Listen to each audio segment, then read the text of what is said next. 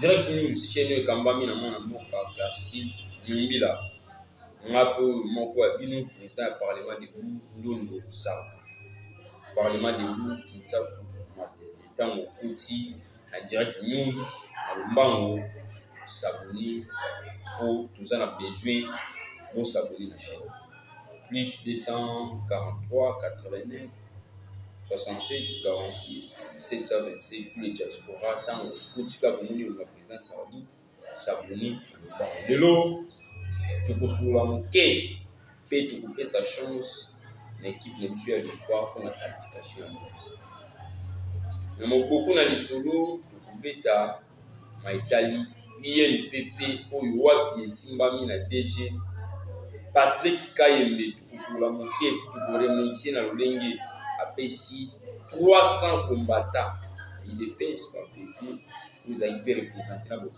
na biso ya parti tukubeta pe moke ndenge nini mokonzi ya mboka azolinga amema liloparti na victoire ndenge apesi ordre ete biso bakongolais tutape kuna na Maroc pour le soutien de l'équipe nationale na qualification tukubeta pe moke ndenge nini mboka ezotambola tukotelemela moto nyonso tukwa kotravaille na vision ya mokonzi ya mboka beaucoup ya lisolo tokandi na INPP po wapi ekambami na Patrick Kayembe Aigle des jours aza na vision ya kosoutenir mokonzi ya mboka tolobaki yango awa aza le seul DG par rapport à badg nyonso bakokambola entreprise publique oyo aza na Aigle vision ya mokonzi ya mboka ntango tolobaki début bato balobaki tokosala kijale nga asalaka kijale te tolobaka ezomona miso moto aza na susi ya kosunga mokonzi ya mboka moto azomona mokonzi ya mboka po asala deuxième mandat eza mwana mboka Patrick Kayembe Aigle aprometaki biso alobaki ete akosala mpona bakongolais nyonso epuis tomoni réalité ya mosala na ye lelo abetaki lisolo ete aza na lo ya bato oyo bazosala formation il faut remettre baprivé au début ntango tobetaki lisolo bato balobi eza kijale au début ntango tobetaki lisolo bato balobi biso baprésident ya parlement de bato ya IDPS tozalaka biloba loba mais réalité esi emonani okomona bilili ndenge elekaki remise ya baprivé ya 300 combattants ya IDPS d'ailleurs DG Patrick Kayembe Aigle nga mpe naosala effort nazwa privé ya INPP wana mpo naza nango te ekomplete na petit diplôme wana nazalaka nango mpo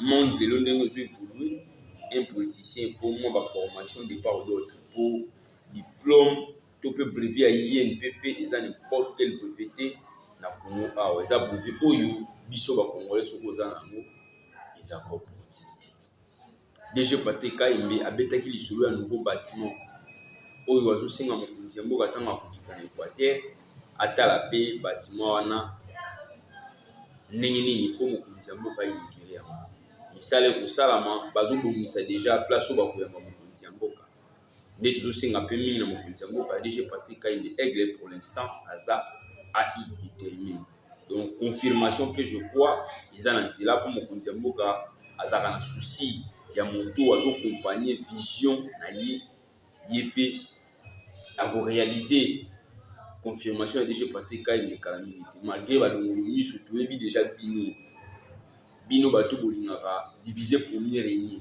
toyebi déjà bino balongolo miso souci na bino eza mwa bakale mwa bakoka jamais rien DG Patrick Kayembe mosala ezomona remise de privé tozalaki wana sur place biso nyonso na biso 300 combattants bayokoni bamécanique bayokoni na biso aye kosauve jeunesse congolais désormais bino bato bokanisaka biso bato ya IDPS tellement tokoli tro na si ya nzete na idéologie ya Congo ete sekedi wango lobadolese mémoire désormais so bomoni ke tozalaka inutile na société lelo tokomi utile na société mpo na biso remise ya baprivé episamaki président ya force du progrès président Lou Remi mpe azwaki na biso pele ya bana ya force du progrès bazwaki baprivé désormais bakomi utile na société yo moto omonaka lokola force du progrès bazaka inutile na société mais bakomi utile na société grâce ya mwana mboka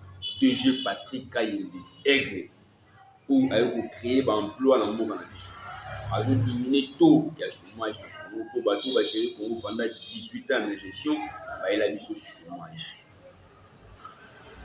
baentreprise batikeli biso na Congo epai ya bato wana bayeli biso miniere bayeli biso Paris Foot de entreprise wana nayebi yo ekomisaka moto fainéant mpe inapte mpo bato bagere Congo pendant 18 ans na gestion DG Patrick Kayembe Aigle na souci ya koyede mokonzi ya mboka en premier ere ayaki au sommet ya INPP aza même pas na inane babiko nyonso azobetela aza na bamwa na kosila atalaki nano babatima mpa comprendre teke babatima esi ekufaki atalaki batima ya Goma inauguration esalamaki na nouveau batima ya Goma lelo yebisaki bino en premier ntango ayaki abeteli lisolo ya mbandaka nouveau batima et abeteli lisolo ya Goma s'il vous plaît Goma bato balobi oyo te ezalaki continuité ya mosala mais quand même je crois que message oyo basalaki lelo nouveau bâtiment oyo azosenga mokonzi ya mboka so akiti na Équateur atala mpe ndenge akoinaugurer yango wana tu nazobeta masolo ya bamwa même pas une année et puis remise de brevet 300 combattants ya IDPS oyo azosala mpona bakongole mosusu mais il a compris que non IDPS mpe eza parti au pouvoir na mikoko tya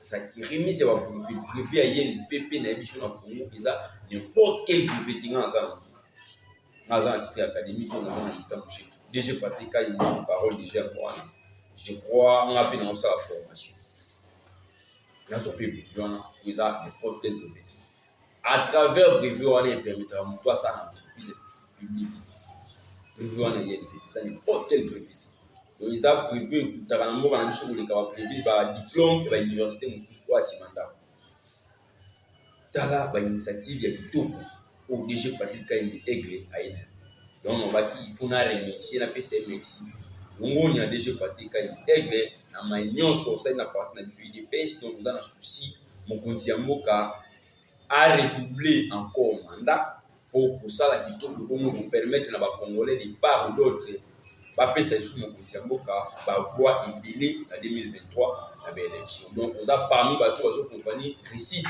ya chef de l'état yango mokonzi ya mboka tokosenga bato ya malamu boye bato baza na vision ya kitoko mpo Congo échange il faut confirmation na eya na lombango mpo badongolo miso oyo nyonso toyebi bino de part ou d'autre na bakali bozotya mosuka bokotikala na soni pamba te DG Patrick Kayembe Aigle confirmation ezoya apesi mpe mbote na William Pambopambo oyo aza bongo vice gouverneur ya banque centrale apesi ye mbote PDG Alphonse Chungu ya RVA ye mpe apesi ye mbote bino mpe soki bokosala lokola DG Patrick Kayembe Aigle mosungi ya bacongolais ekozala malamu po vision ya mokonzi ya mboka eza moto tout akosoutenir vision ya chef de l'état biso bacommunicateur ya IDPS mpe ya président ya parlement de soutenir mais moto akotelemela vision ya mokonzi ya mboka ezala oza ya IDPS biso mpe tokotelemela kofinga te tokotelemela yo korejeter baction na nyonso en bloc po souci na biso eza fati ou rien donc souci na biso tosoutenaka fati ou rien lokola DG Patrick Kayembe Aigle aza valeur azosoutenir fati beton nde biso mpe baprésident ya parlement de mututu koporte au caire koporte soutien na biso epai na biso aza le seul DG na biso na tête ya RVA po moto azalaki avant ye aya asali 18 ans mais main gestion po bagere bien batikaki Congo na libulu bazingisaki Congo moto aobimiswa na libulu kombo na Félix Antoine Tshisekedi Tshilombo tolobaka mingi soki azalaka te mais Congo esili mwa différence ici esalama akuta Congo na zone rouge ranking na bapays nyonso ya Afrique Rwanda na parlons pas Braza collaboration ya ezalaka te mpo bato bagere avant biso tuya tomonaki Brazzaville azokunda guerre contre bango par erreur batire ekati mboka na ngambo na biso ole négociation esalama ndenge mokonzi ya mboka Félix Antoine Tshisekedi Tshilombo asalaka mais tomonaka bato wana bamati basali réplique bazongisi mais tata ekolo ye akogere akuti Congo na zone rouge. Place crédibilité ici est pour il y a ça l'effort en première négociation dans tous les pays d'Afrique, de nous ça bon élection. Bande ko na biso ba Rwanda bande ko na batumbaki bango na mokonzi ya mboka alobi s'il s'agit Congo faut ebonga na nsima ya Rwanda pourquoi pas. Elakisi ke ba Rwanda baza bande ko na biso collaboration ezonga plutôt ndenge mobutu alobaka ti soki esengi asala accord na diable o mboka échanger na mokonzi ya mboka alobi soki changement ya Congo il faut passer par Rwanda à Kwasi. Congo ezalaki na difficulté ya kosakana te. FMI akomaki komona Congo pays moko totikala ye moke tozwa basanction internationale po bato bagere 18 ans ya gestion bazalaki na biso. Mais tata ekolo ntango aye abimi meilleur stratège du monde balobi eza makambo alokuta meilleur stratège du monde ozwi wapi. Congo ezalaki na zone rouge abimolo na zone rouge. Congo ezalaki na baranking badette par-ci par-là dans le monde entier alongoli yango. Avion présidentiel ekangama na Espagne depuis 2017 Nzemboka alongoli yango azwi yango na 2021. Banyongo par-ci par-là yango moni Nzemboka abima meilleur stratège du monde. COP 26 oyo mibu ebele bato bagere Congo bozalaka te. Fati béton ameni biso. Réchauffement climatique, tout ça qui est représenté dans le Gabon, tout soit Afrique ici. Mais tant que nous avons au sommet de l'État, tout ça G20, place où 20 pays du monde, Bavandi, au bataille le monde de Kotambola, Banda Kozalati. Mais tout le monde, les différents présidents du monde entier, et puis le drapeau RDC, et je ne peux pas. Ça, grâce à Félix Antoine Tshisekedi. Moto alingi a changé pour autant abetaki lisolo ete Congo ekokomaka lokola Allemagne basekaki yango lelo place au 20 pays 19 bandi pays moko ye RDC basula batala ndenge nini monde ifu za grâce ya dans la place Félix Antoine Tshisekedi Tshilombo ameni collaboration kitoko na tous les pays à monde. Président tout le monde a préféré ceux qui ont besoin. Il y a président d'Afrique, il faut bien que tata école Félix Antoine Tshisekedi. Dans la vente où il y a un tant que Bakaza le plus stratège du monde pour qu'il s'arrête, il s'arrête. Abonisi collaboration dans le monde entier. Pour qu'on s'assure voyager, pas de lobby, pas voyager les terrains. Pour moi ici, il faut fatiguer, il y a mais il y a eu un ministère. Au pas battre grâce à ma voyage, vu COP 26. 20 pays du monde, il est décidé pour mon état. Le drapeau a été sécurisé.